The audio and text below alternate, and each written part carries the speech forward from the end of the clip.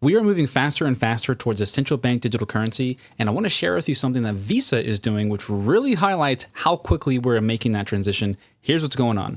Visa has been actively developing for several years now what they are calling the token transformation. And just to quickly highlight a few things they're showing off on their website, here is what they have solutions for. They have solutions for Visa Token Services, which is essentially the process of tokenizing multiple aspects of whatever you provide as a business.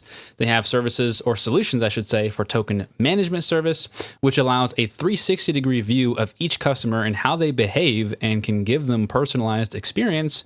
And not only that, they have also revolutionized the identification process with a token ID. Now, all of this individually might not seem like a very big deal or a very large indicator as far as the overall direction we're moving in our financial system, but I want to tell you something a little bit deeper as to why this is such a big deal. Welcome to the AlterNate Vantage. My name is Nate, and this is where I provide a different perspective on finances, news, and generational wealth. If you like this kind of content, then don't forget to like and subscribe. All right. Back to the video. So looking at something like this individually, you might just say, well, they're trying to revolutionize the payment process. They're trying to, take that next necessary step to make sure we can be more efficient in how we are processing our payments. To which, yeah, that makes sense because technology, for the most part, has always been developing, it's always been increasing, it's always been getting better. All those are good things. But if you look at this individually on its own, it's really not going to cue you into the bigger picture of what's going on.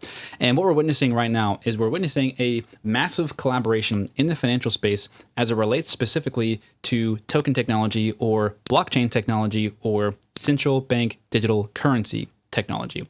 And here's what I mean.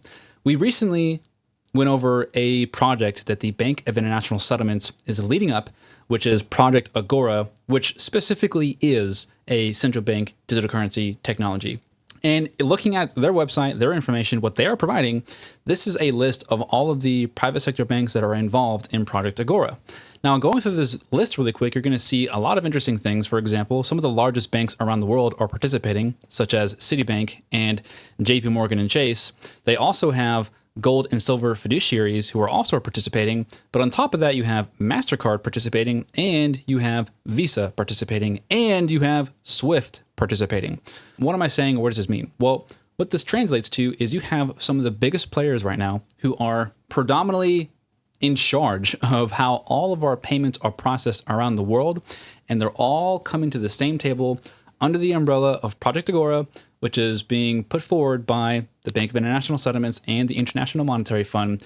But what is Project Agora doing? What is it about? Well, let me show you. Project Agora, coming from Bank of International Settlements website, it specifically states the project builds on the unified ledger concept proposed by the BIS and will investigate how tokenized commercial bank deposits can be seamlessly integrated with tokenized wholesale central bank money. This is just another word for central bank digital currency, and a public-private programmable core financial platform.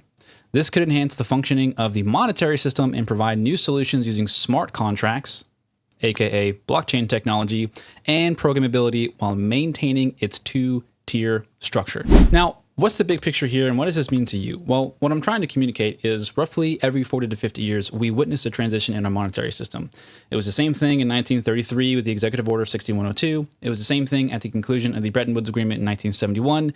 And it's going to be the same thing in the next couple of years here now, 2025, 2026, we are going to witness a new transition. And during that transition, there's going to be the old system, which is US dollars, and the new system, which is central bank digital currencies or the quantum financial system. They're going to be both participating at the same time, which is why we have different organizations right now that are already implementing these technologies at an institutional level. It's not at a wholesale retail level as of yet.